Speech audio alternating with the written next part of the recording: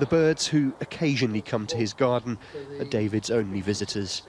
Living alone with progressive multiple sclerosis, life wasn't easy before the pandemic. Now it's even harder. I don't see anybody for weeks, months sometimes, no contact whatsoever.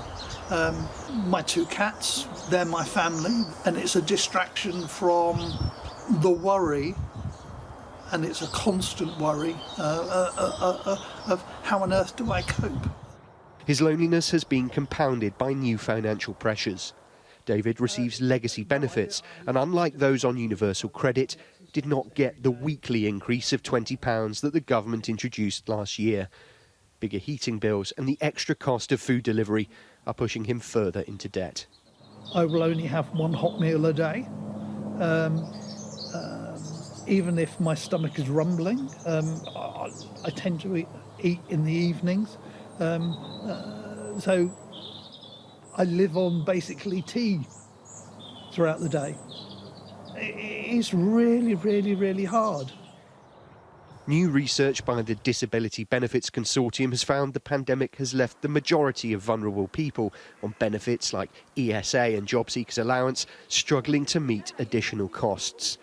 The consortium, which represents more than 100 disability organisations, have called on the Chancellor to maintain the £20 weekly increase to universal credit for at least another year and to extend it to other benefits at the same time. Today, the Work and Pensions Secretary said the idea of extending the uplift beyond April was under consideration. Discussions are still ongoing with other parts of government. But on the question of extending the increased support to legacy benefits as well, she was less clear. Disabled people have faced significantly increased costs during the pandemic. Surely they should have had some extra help. I'm not aware specifically of extra costs that would have been unduly incurred, but I hear what you say. But this Conservative MP thinks the government has no option but to act. Yes, the £20 uplift should apply to legacy benefits as well. Colleagues, right across the board, whether as individuals, whether as groups of MPs are making that views known both to the DWP and also to Treasury as well. David, like hundreds of thousands of others like him, will hope the government listens to those views ahead of next month's budget. But he's not optimistic. They just don't hear the pleas for help that have gone out.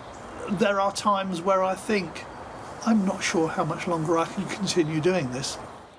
Tom Rayner, Sky News, Westminster.